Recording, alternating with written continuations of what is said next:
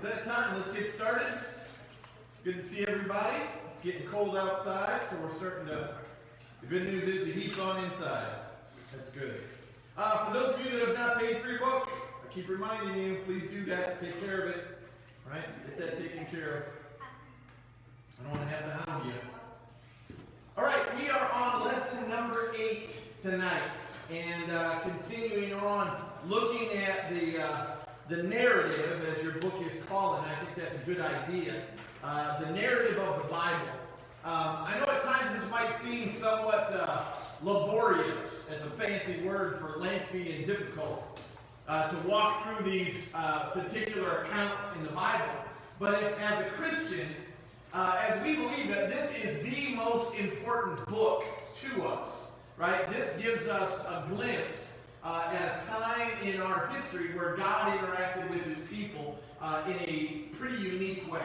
It doesn't mean that he doesn't interact with us quite that way, but obviously there were times back in the Bible where God spoke very openly and audibly, like you could hear, to God. He interacted with them. We're going to see tonight actually had a wrestling match with one of the individuals in the Bible, believe it or not.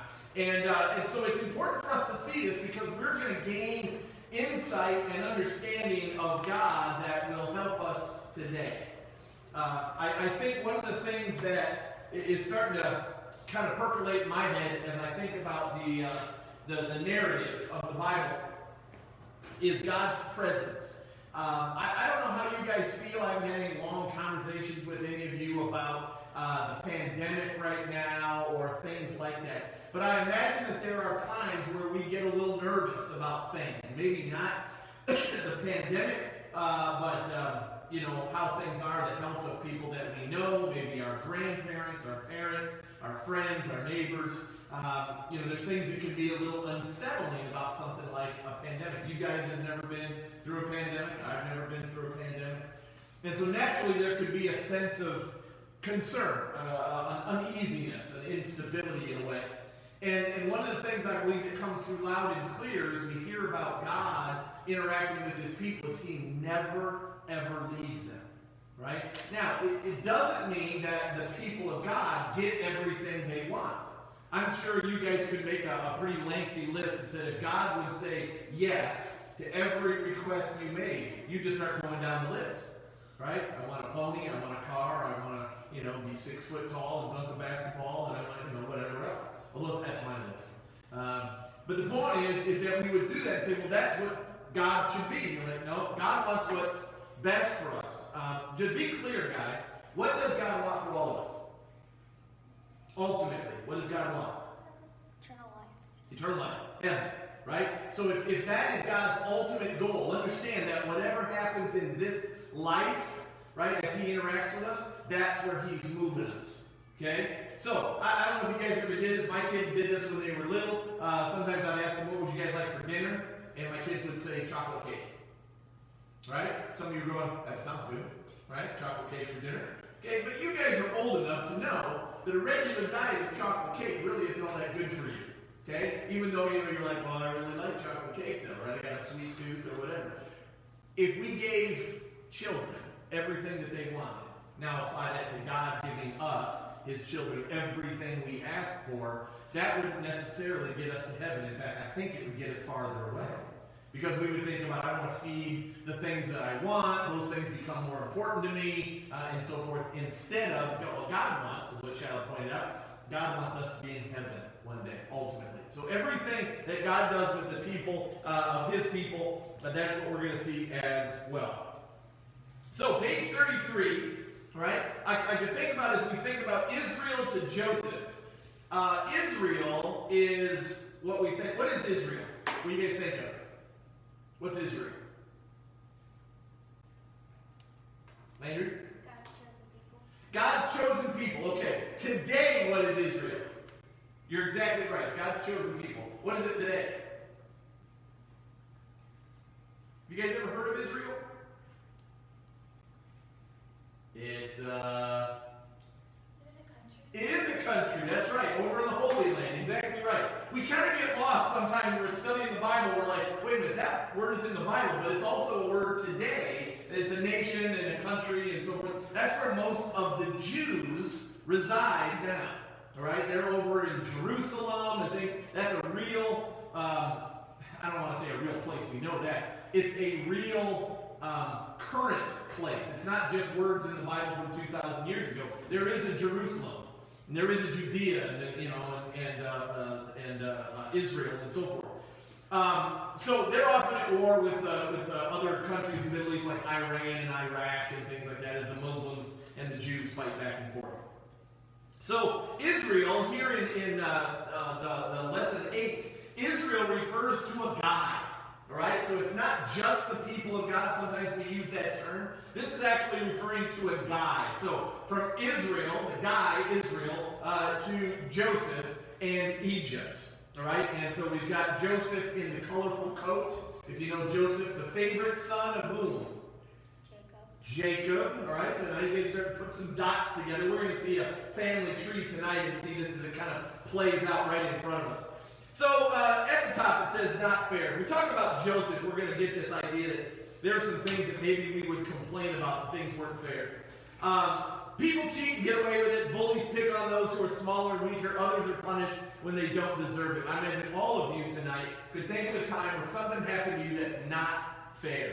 If you have a brother or sister and something happens and they did it, you get blamed for it, or they did something, everybody gets blamed for it, or at school. When I was a teacher, I don't know if I shared this with you guys, before I was a pastor, I was a high school teacher. I taught biology in high school, and I taught in Cleveland, Ohio.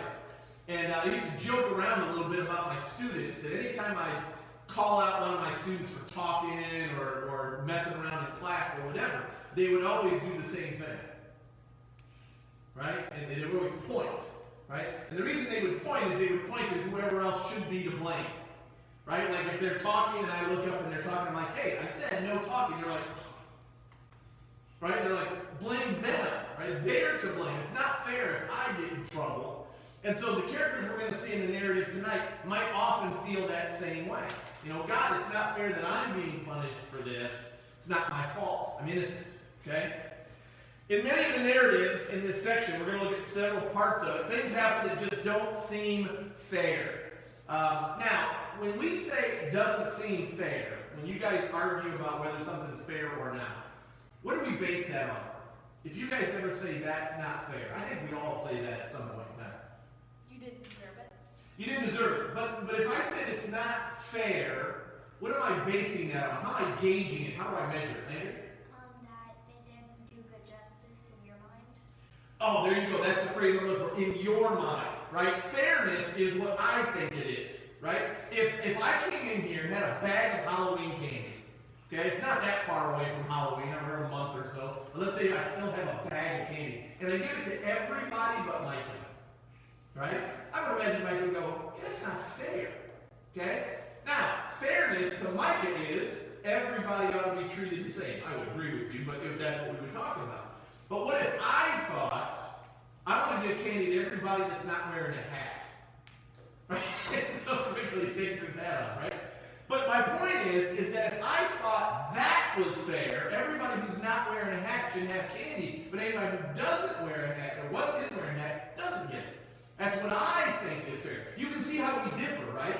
We differ about what's fair. So when people complain to God, and you're going to see this especially about Joseph, when Joseph could have been complaining to God, this isn't fair, he's thinking, the way I see it, it's not fair. And yet you're going to learn, and some of you already know the story of Joseph enough, to where what God did through Joseph that seemed kind of harsh, it actually saved millions of people. And so I imagine later on in Joseph's life, he was like, that was a good idea, God, right? You know, of course, God goes, I know, I'm God. All right, so it says, he is faithful to his people even when they disobey him. He makes the good come from evil. You guys think that something good can come out of this pandemic? Give me an idea. Play that philosopher right now. What good can come out of the pandemic? They'll come out with a cure for it. Okay, yeah, I think that's a natural treatment to it, but I guess that is something good that can come out, but it's forced. Give me something good that can come out of it. What's changed for you guys during the pandemic? Anything that's been you've done differently? Washing my hands more. Yeah, washing your hands. That's probably something good. We're more sensitive to germs, so we might be healthier as a result. How many of you found that you have spent more time with family? Right? I have. Right? There's been times we've been quarantined and things like that. I don't know if that's a good thing for you guys or not. I hope it is. But we learned that I think in my understanding, I think sometimes families can get so busy that we don't slow down and spend time together. And this kind of forced us to do that. So my point is that good things can come out of bad things. In fact, that's kind of God's plan most of the time. All right? Let's see. Would somebody read that paragraph in the big brown box? Shall The big picture? Yeah, big picture.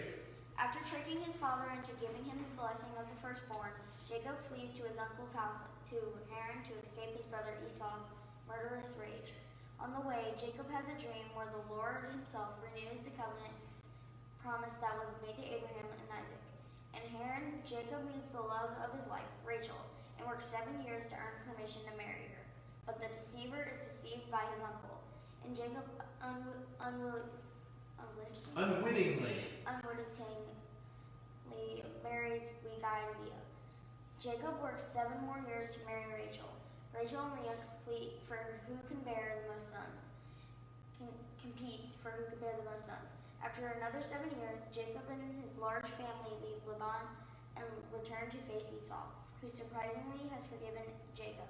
Jacob plays favorites and gives Rachel's son Joseph a coat of many colors. Joseph dreams that his brothers and parents will bow down to him. His brothers are understandably upset. They overreact by selling him to traders who sell him to an Egyptian officer, Potiphar. Joseph is unfairly accused and thrown into prison, but God is with him and he rises to power as second in all of Egypt.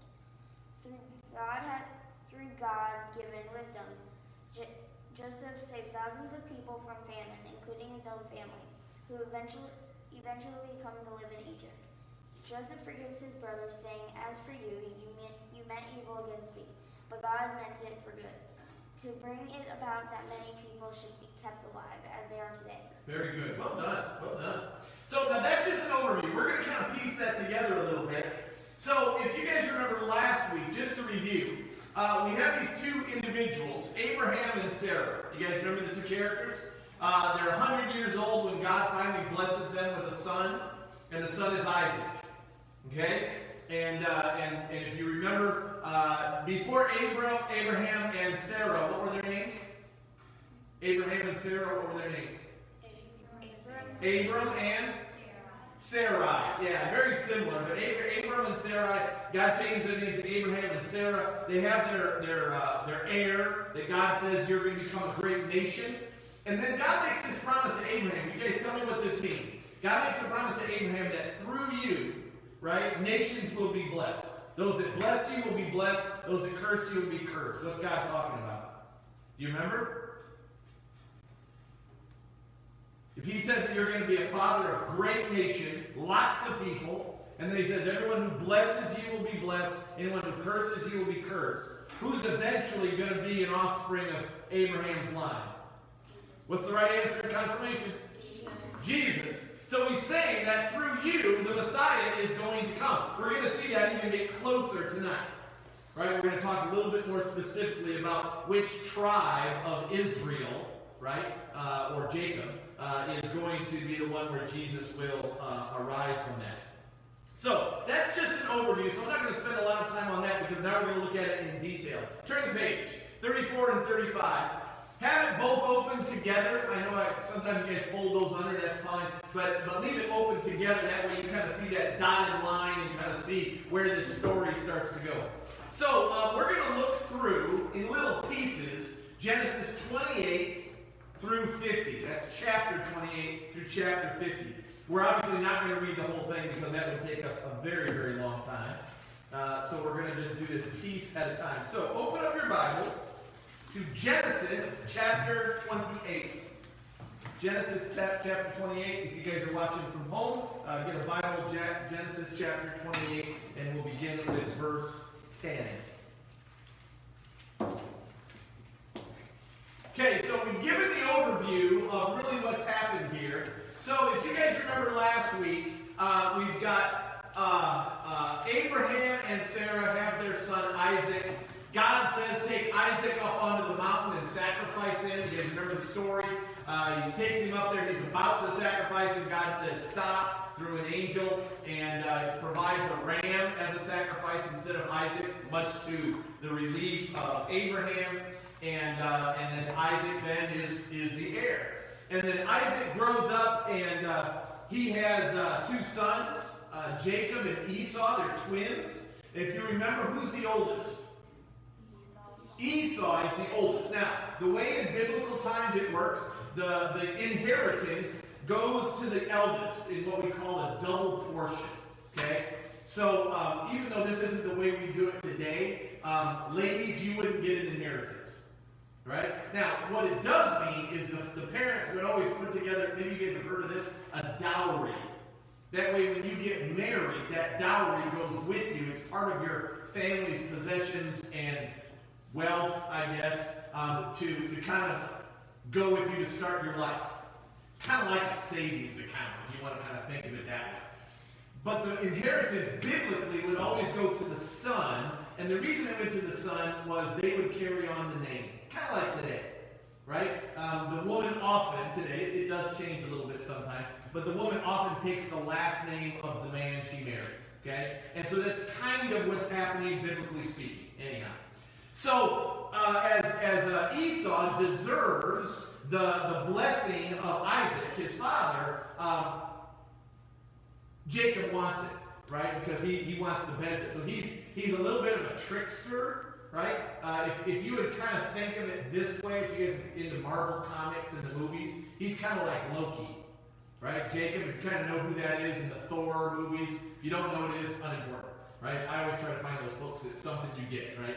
So he's kind of a trickster, a liar, and so his desire is to get the blessing from Esau instead of Esau. And so Dad's almost blind, can't see very well, and it says that Esau is an outdoorsman. And this is kind of funny, ladies, for you, and maybe guys too. It said that Esau was really hairy. Hairy arms, hairy on his back, and shaggy hair, and things like that. And Jacob was not, right? Esau spent a lot of time outside in the wilderness, hunting and things like that. Jacob was kind of a homeboy, homebody, right? Cooked and worked around the house and things like that. So very, very different guys, even though they're twins.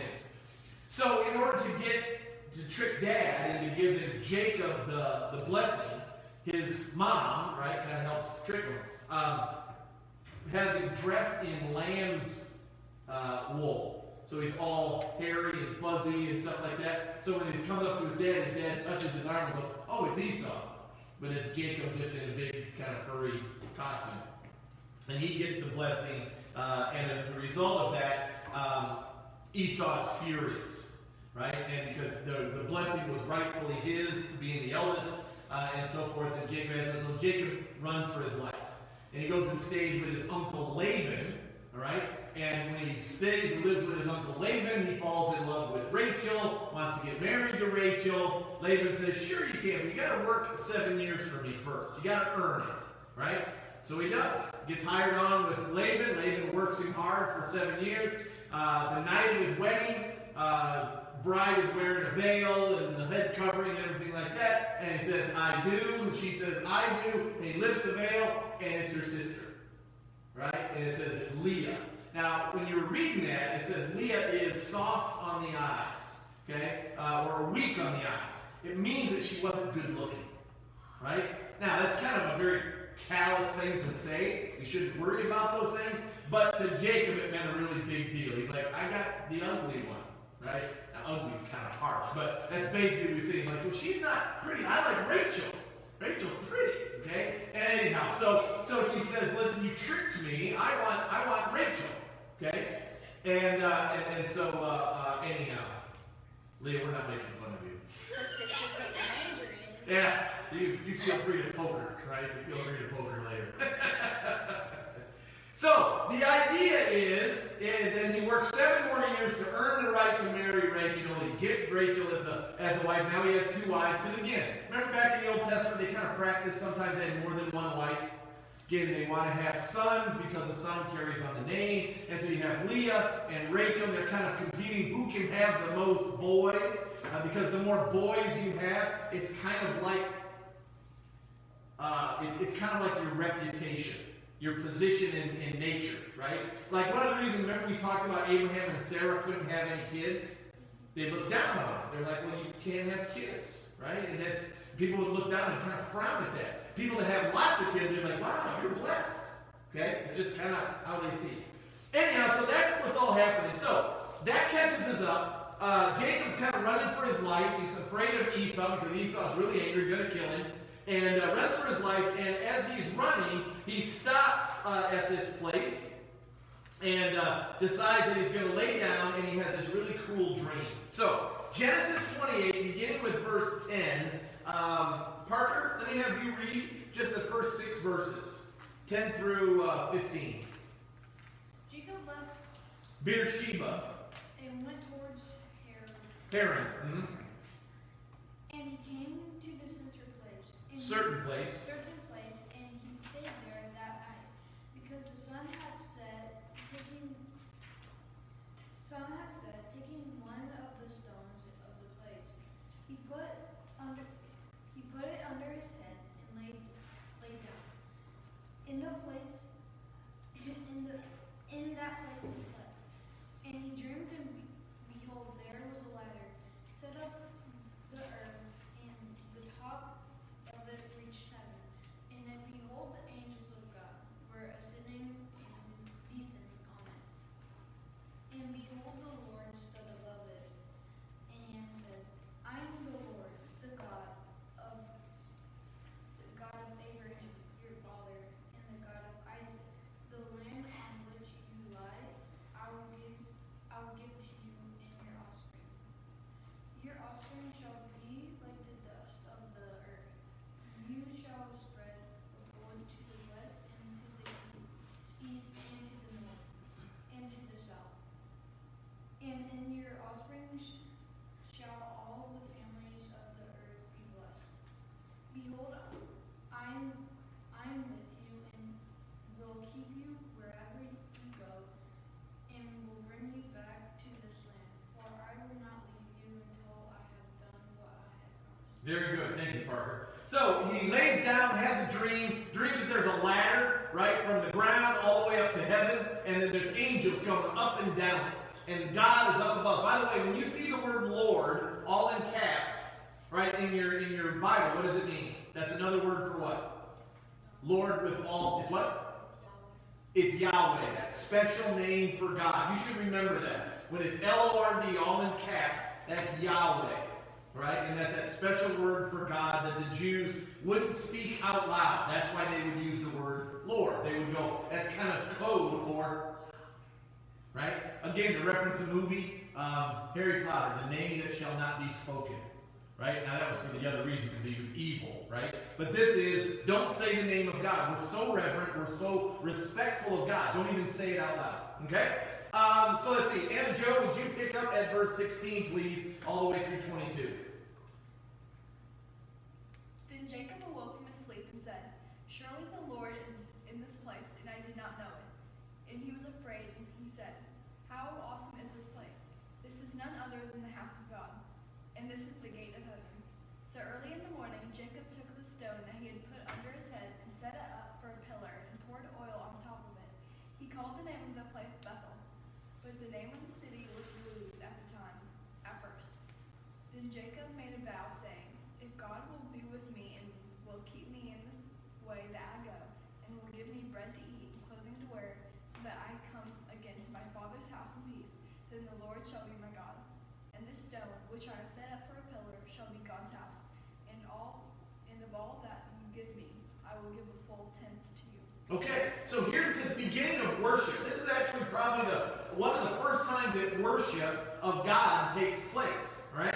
So he says that, so here's what takes place. Guys, take a look on page 34, underneath Jacob's dream, right? What did the Lord say to Jacob? If you could summarize what God said to Jacob, what did God say? They should have been familiar words. Right? We're looking at 13, 14, even into 15. What basically is God saying?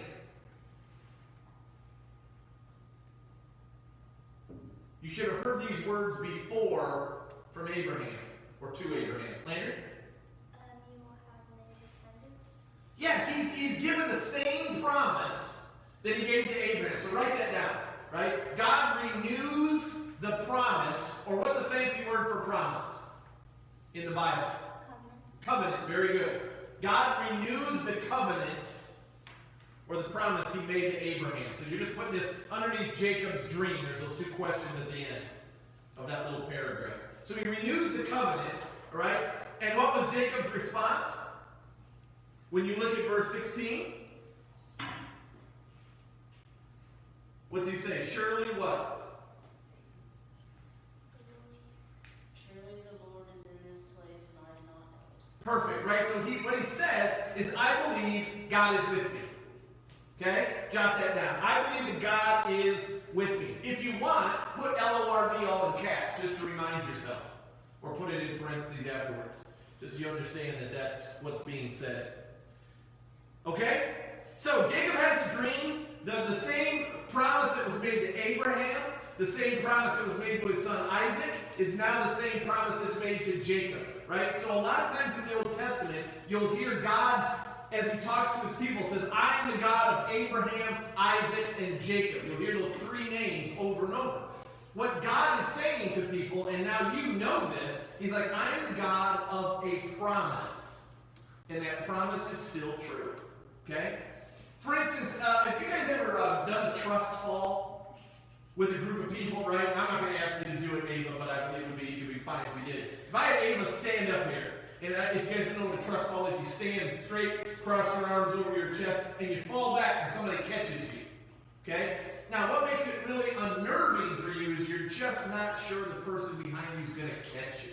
Right? Because you're like, if they drop me, I fall onto this hard floor, and I'm stiff, and I'm going to hurt myself, and so forth. So it demonstrates trust. That's why they call it a trust fall. Now, if I did this with Ava, and I said, fall back and I'll catch you, and I catch her the first time, stand her back up, and I said, I want you to do it a second time, and I'm going to catch you. Okay? And she's, I hope, trusts her pastor, right? She falls back, and I catch her a second time. Okay? Stand her back up, and I said, I want you to do it a third time. Now, it's only 3 times, but do you think she's more confident the third time than she was the first time? Yes. Probably, right? I mean, unless I just don't seem like a very trustworthy person. Okay? I remember, some of you guys have been in my Bible class, and I've shared this story. When my kids were little, I don't know if your parents ever did this for you. When my kids were little toddlers, I used to toss them up in the air and catch them. You ever see parents do this with kids, right? When I do it to my kids, I throw them up in the air. The first time I do it, they do this, right? They wave their arms, get eyes real big, and they just panic. Because suddenly they're, 8 feet in the air, and they can't land right, okay? So they're terrified. And they go, whoa, right? And I catch them, and I'm laughing, and I'm like, no, okay, ready? Let's do it again. They're like, no, please, no. And I toss them up in there. Now, I'm not throwing them like 15 feet in the air. You're just kind of letting go of them and just that freedom. Now, I throw the same way every single time. After a while, they're giggling. Are they the same amount of danger they were the first time? The same amount of danger, yes, right? If I dropped them the first time, they would have got hurt. If I dropped them the 10th time, would have been the same. But what's changed for them is trust. Okay? The reason that God says, I am the God of Abraham, Isaac, and Jacob, right away he says, go back in time, and am I trustworthy? Did I help you? Did I help your people? Was I there for Abraham? When I told him to go sacrifice his son, what happened at the very last minute? I saved him. I trusted, that Abraham would go through and be faithful, and so I rewarded that with faith. And then Isaac, right, has the kids, and then Jacob and Esau and so forth. So when it says those 3 names, what God is doing is he's kind of giving you his resume, right? That's why we have the Bible and these stories, this narrative in there, so that we have something to go back to. On Sunday mornings, I'm doing a class down here with the adult Bible class about the miracles of Jesus. And I think the reason that the miracles are in the Bible is not just for us to know like trivia. I think we're supposed to know the miracles so that we go, hey, if God could do that, if he could change water into wine, I bet he could take care of me. I bet he could help this person that I'm praying for. I bet he could, take care of us as a country or as a church or as a family and so forth. That's why those things exist. That's part of God's story, God of his experience and so forth. All right. So Jacob marries Leah and Rachel, right? The two sisters here. Go to Genesis 29. Go to Genesis 29. Let's rip through this. I want you to read 5 verses at a time. Okay, everybody, we're going to go around here and read 5 verses at a time. Landry, I'm going to start with you. 29, verse 1, read 1 through 5. Then Leah, I'm going to have you read 6 through 10. And then we'll just kind of move our way across the room. When Jacob went on his journey and came to the land of the people of the east, as he looked, he saw a well in the field, and behold, 3 flocks of sheep lying beside it. For out of the well the flocks were watered. The stone on the well's mouth was large. And when all the flocks were gathered there, the shepherds would roll the stone from the mouth of the well and water the sheep, and put the stone back in its place over the mouth of the well. Jacob said to them, "My brothers, where do you come from?" They answered, "We are from Haran." He said to them, "Do you know Laban the son of Nahor?" They said, "We know him." All right, Leah, pick it up. He said to them, "Is it well with him?" They said, "It is well. And see, Rachel, his daughter, is coming with the sheep." He said, "Behold, it is still high day. It is not time for the livestock to be gathered together. Water the sheep and go pasture them." But they said, We cannot until all the flocks are gathered together and the stone is rolled from the sheep of the well, and then we water the sheep." While he was still speaking with them, Rachel came with her father's sheep, for she was a shepherdess. Shepherdess. That's a female shepherd, right? That's all it is. All right, one more. Now as soon as Jacob saw Rachel, the daughter of Laban, his mother's brother, and the sheep of Laban, his mother's brother, Jacob came near and rolled the stone from the well's mouth and watered the flock of Laban and his mother's brother. Very good. Evidently, we need to remember that Laban is his mother's brother. It says it 3 times there, right? Child, pick it up at 11. Then Jacob kissed Rachel and wept aloud. And Jacob told Rachel that he was her father's kinsman, and then he was Rebekah's son. And she ran and told her father. All right, stop right there for a minute. I want you to know that he kissed her in friendship like a greeting. Didn't just run up to her like some creeper and just kiss her on the mouth. Okay? It wasn't a romantic kiss. It was run up there and just kind of, like today over in Europe, a lot of times they kiss each other on the side of the cheek. That's like shaking hands. That's what he did. So he didn't just run up to her and go, "Hey!" Kissed her. That probably would have got punched. All right? Keep going. As soon as Laban heard the news about Jacob, his sister's son, he ran to meet him and embraced him and kissed him. There you go. He brought him to his house. Jacob told Laban all these things. And Laban said to him, "Surely you are my bone and my flesh." And he stayed with him a month. Then Laban said to Jacob, "Because you are my kinsman, should you therefore serve me for nothing? Tell me, what shall your wages be?" All right, Ava, pick up at 16. Now Laban had 2 daughters. The name of the older was Leah, and the name of the younger was Rachel.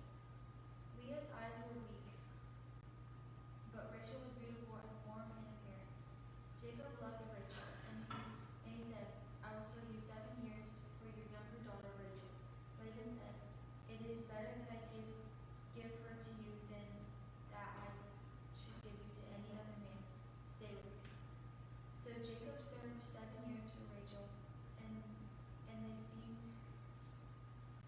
to him but a few days because of the love he had. Okay, so I don't know why that's added in there. It's kind of this, Hallmark movie line in there. He's like, I worked for him 7 years, and it seemed like it went by so fast because I love her so much. Okay, all right, that's good. Gets you in the feels. Right, Micah, pick it up there at 21. And Jacob said to Laban, Give me my wife, that I may go into her, for my time is completed. So Laban gathered together all the people of the place and made a feast. But in the evening he took his daughter Leah and brought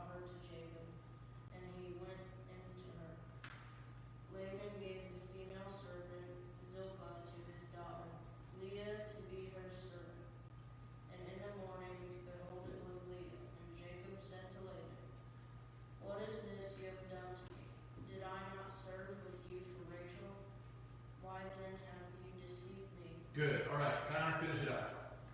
Laban said, It is not so done in our country to give the younger before the firstborn. Complete the week of this one, and we will give you the other also in return for serving me another 7 years. Jacob did so and completed her week. Then Laban gave him his daughter Rachel to be his wife. Laban gave his female servant Bilhah to his daughter Rachel to be her servant. So Jacob went to Rachel also, and he loved Rachel more than Leah, and served Laban for another 7 years. Well done, everybody. Yes, so he works for 7 years thinking he's going to be able to marry Rachel. Laban tricks him, and then the night of the wedding, obviously the bride is evidently covered up enough to where you can't tell who it is, and they have their honeymoon, and boy, there it is, it's Leah. All right? And he's like, well, what have you done? Right? And Laban says, no, that's part of our policy here in our culture. You never give away the youngest before the oldest. The oldest always gets married first. Well, you'd think that would have come up over the 7 years while he was working, right? And he says, but I want Rachel. And he says, well, you have this week celebration, this week-long, 7-day celebration.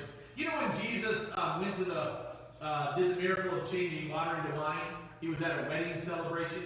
The Jews would celebrate a wedding for a week. If you guys ever gone to a wedding reception or heard that they happen after a wedding, in Jewish times they're a week long. So that's what this is. Gets married to Leah, they have a week-long party, banquet, hanging out, and so forth. At the end of that, because it would be rude, to leave Leah alone and then go marry her sister, he says, finish out this week of celebration, and I'll give you Rachel, get married to her as well, have another week with her, and then you got to work for me for 7 years. All right, so what's interesting is go back in time a little bit, and Jacob fooled his dad in order to get the blessing that was rightfully Esau's. Everybody got the characters down? Right? Jacob put on the sheepskin and kind of, Dad, it's me, Esau, right? And here, feel my arm. See, it's me. He put his hand back here, and he had, sheepskin back there too, and his mom was all into it, supporting that. And there you get the blessing. And so Esau's like, well, you tricked me. And so here it is later on in life, and here Jacob is being tricked, right? And so the deceiver is being deceived, as they say. So it says here, how does it feel to be tricked? Notice like that. Jacob willingly worked another 7 years for Laban. And why do you think he did this again? Why was he willing to work 7 more years? What's the...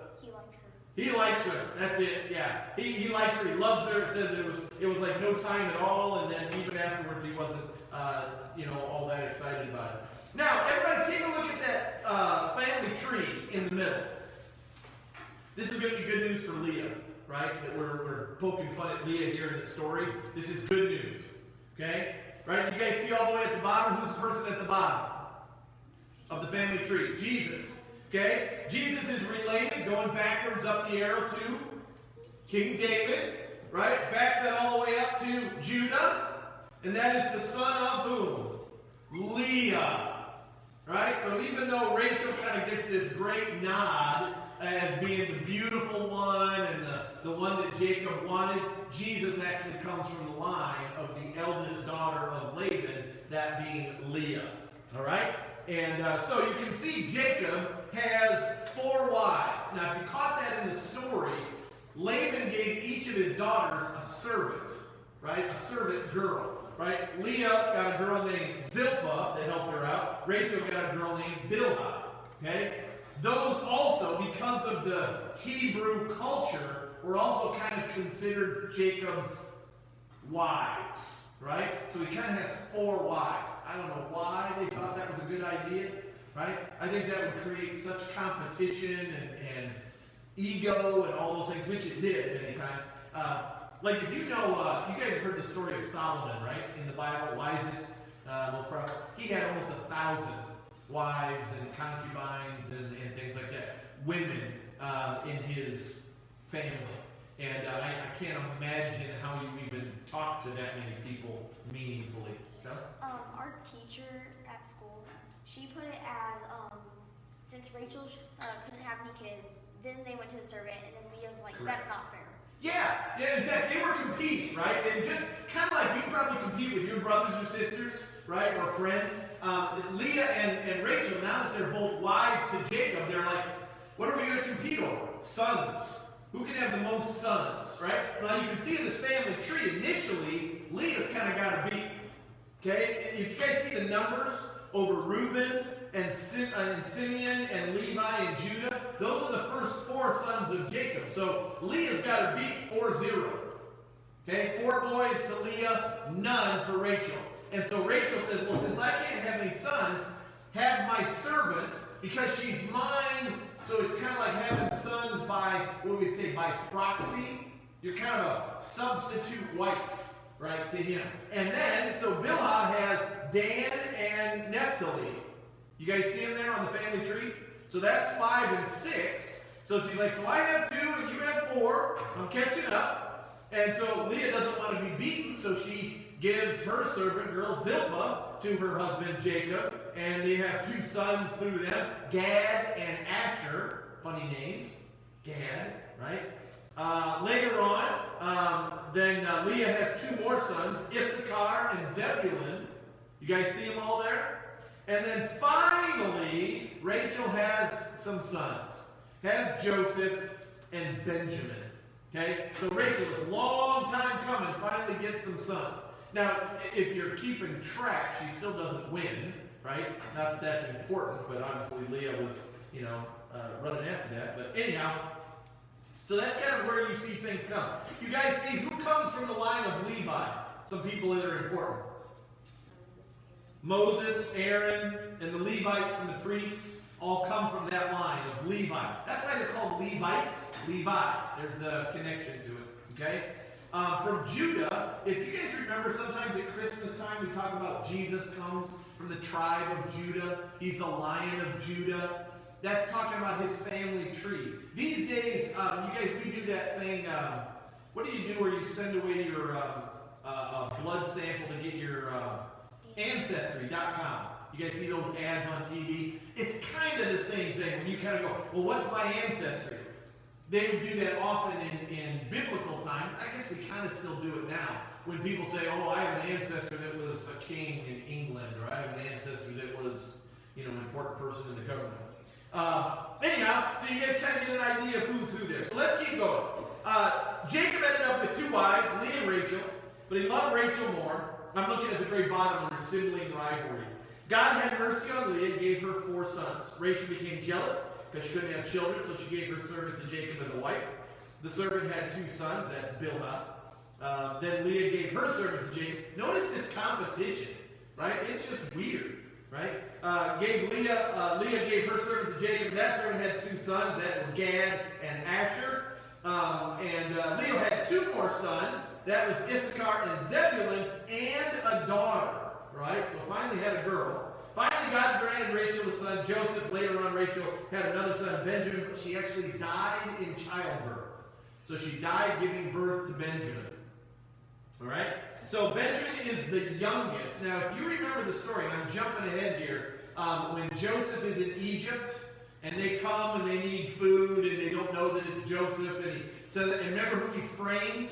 It says that one of the brothers stole something of mine. It was Benjamin, right? The youngest, because Benjamin was the last. He was the baby, probably spoiled, precious, because Rachel, who was Jacob's favorite wife out of the 4 women, Benjamin had kind of a special place in Jacob's heart because Rachel had died giving birth to Benjamin. So when Benjamin was somewhat arrested for not really stealing anything from Joseph, but at least to get the family there, that's what happened. When you look at Jacob's family tree, the names that you recognize, we've read through some of those. Moses, Aaron, King David, things like that, through which Jacob's son, would the Messiah come? Which son, guys, does Jesus come from? Judah, okay? Might want to circle that on your family tree just so that you have an idea of what that is. When I quiz you over this, that would be a good thing to be able to reference quickly. Okay? When you guys have ever heard of the 12 tribes of Israel, Does that sound familiar to you guys when you've read the Bible? The 12 tribes? Every tribe is a son. Okay, so you guys see the number 1, Reuben, right? That would be a tribe later on. If you're a descendant of Reuben, you're from the tribe of Reuben. Then there was the second one, Simeon, the tribe of Simeon. The Levi, right? The tribe of Levi and so forth. So when they talk about the 12 tribes of Israel, Israel is a new name for Jacob. We're going to talk about that in a second, right? So the 12 tribes of Israel, Israel is not a country in that reference. It is actually Jacob. And the 12 tribes of Jacob reference the ancestors of each of his sons. So all of the offspring and family of Judah are from the tribe of Judah, which eventually is Jesus. All the ones from the tribe of Gad, or Zebulun, or Simeon, and so forth. Anyhow, so when they reference that, the tribe of Joseph, the tribe of Benjamin, those are the 12 tribes. Okay? So you guys start to piece this together as far as how this all works. Top of the next page. Let's go back over here. Parker, would you read under Jacob fears Esau? After 14 years of working for his uncle, Jacob left Laban to go to his homeland. But he was afraid that Esau would still be angry with him. So he prayed to God for help and then made a plan, splitting up his people into 2 groups, sending a gift of livestock on before him, and sending his immediate family over the river ahead of them. Meanwhile, Okay, so Jacob is still afraid that Esau is mad. Right? Now remember, Esau is mad because Jacob tricked him out of the family blessing, the inheritance. Okay? And so he says, so what I'm going to do is I'm going to send all my family, all my flocks and herds, all my wealth ahead of me, right? So that my brother, if he sees it and it becomes a problem, he won't kill them because he's after me. And I'm going to kind of stay back here and kind of create this buffer between he and I. All right? Anna Jo, would you read Jacob wrestles with God? After Jacob sent his wives and children across the river ahead of him, he was alone for the night. A man came to wrestle with him until morning. In the morning, the man touched Jacob's hip socket and put it out of place. But Jacob would not let go of the man. Recognizing that this was no mere man, Jacob asked for a blessing. So the Lord God blessed Jacob and gave him a new name, Israel, which means he strives with God. All right. Strives with God means he fights with God. He wrestles with God. And that's a good fight. Not like I'm angry with you, want to hurt you. It means I wrestle with you. So we don't really get a lot of detail other than this man, right, that comes to wrestle with Jacob. There's no dialogue as far as, hey, you're in my place, I don't like you, and so forth. It just is this work of strength, one on the other. And they won't give up. And because the man recognizes that Jacob won't relent, he won't, I guess if you guys, we don't really fight this way anymore with wrestling, but I've seen this, I watch fights once in a while on TV where you can tap out, right? You kind of said, I'm done fighting, so I tap, and you got to stop fighting at that point. That's what this man was trying to get Jacob to do, right? I've got you, I've held you, we fought all night long. It actually says that they fight all night, and you just, okay, just tap out, man, just say it's over. He goes, I'm not going to stop. So the man, which ends up being like God, touches his hip socket and it comes out of joint. Doesn't really say what he's doing. Doesn't say he flips him, does anything. He says he touches it. So obviously it's God kind of miraculously doing something kind of going, we're done fighting. Bop, right? Hip comes out of socket and he still won't let go. He goes, I won't let go until you give me a blessing. I know who you are. Right? This is God. This is special.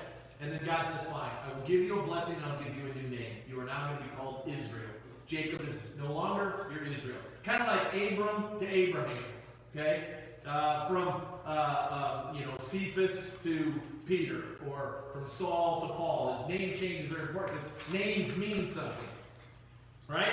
And so we see that. So what happens next? Jacob and Esau are reconciled. Landry, would you read that, please?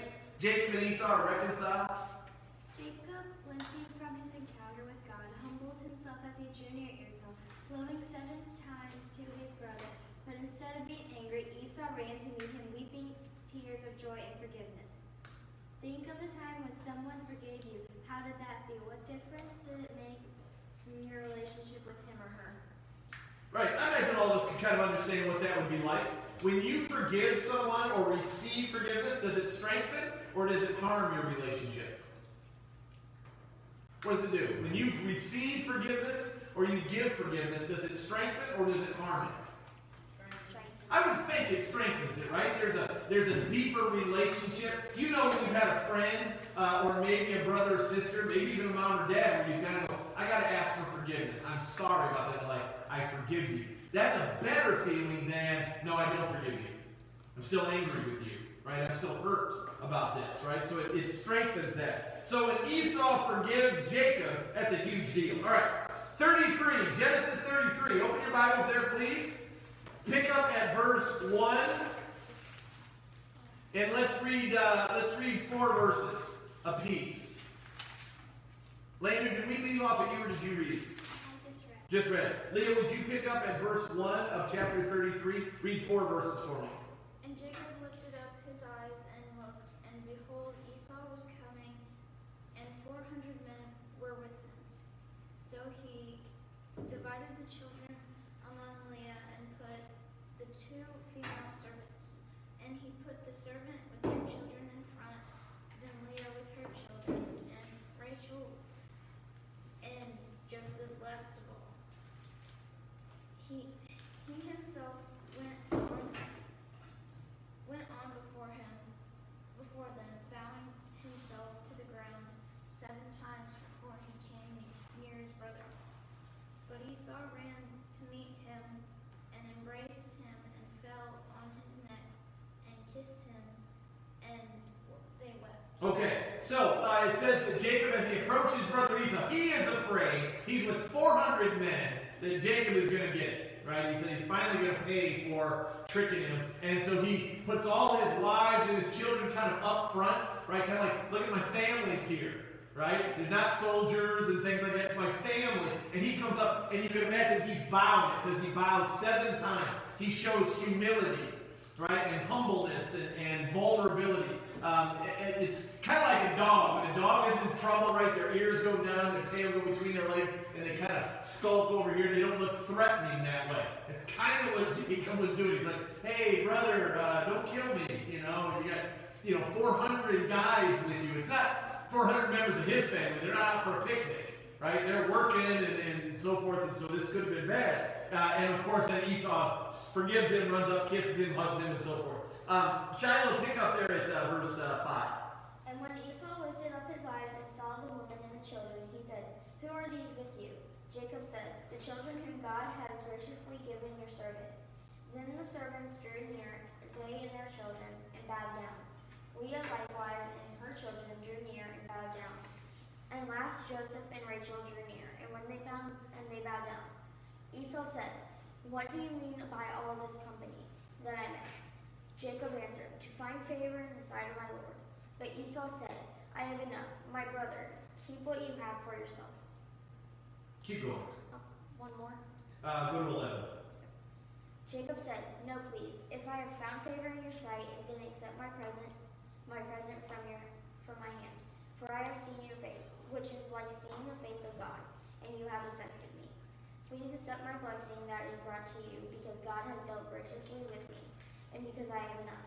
Thus he urged him, and he took it. So what basically happens, Esau comes and meets his brother, realizes his brother has gotten married, he's had kids, all this kind of stuff, so he goes, introduce me to the family.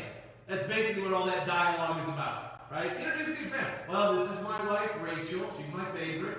This is my wife, Leah, she's got all the kids, right? This is my servants that I got a couple kids with and so forth. These are my sheep, these are my camels, these are my, whatever. This is they're getting back together, kind of having a little reunion. And so you see this, Jacob and Esau are reconciled, and they're at peace together between the two of them. That's a good thing. And then we take the story a little bit further, a few more chapters down the road. This is where Joseph pops up. Now, Joseph is the son of whom? Rachel. All right, Rachel has 2 sons, Joseph and Benjamin. Right? And because Rachel was one of the favorites, or was the favorite, her kids are the favorites. Okay? So Jacob's got 12 boys, 1 girl, right? 12 boys, and out of all the 12, he has a favorite. It's Joseph. Right? Benjamin, he's got some issues with. I don't know if it's because Rachel died giving birth to him, but it doesn't say that he's the favorite. He obviously means something to him because he's very concerned at the end when it comes to him being in prison. But it says, Joseph was number 11 for Jacob, but because he was the son of Jacob's favorite wife Rachel, he was his father's most loved son. Jacob gave him an expensive coat of many colors. Joseph dreamed that his brothers and parents would bow down before him. And as you can imagine, all this made Joseph's 10 other brothers, other than Benjamin, hate him. One day they did something about this dream.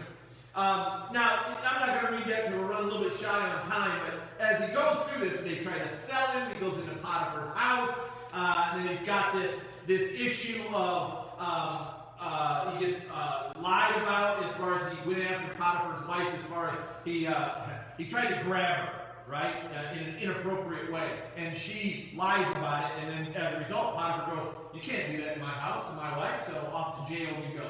So it was a lie, but so there he is, he's suffering, right? But in jail, God again is with him, blesses him, and in that time, he's still blessed, even though he's in prison, because God's going to use this.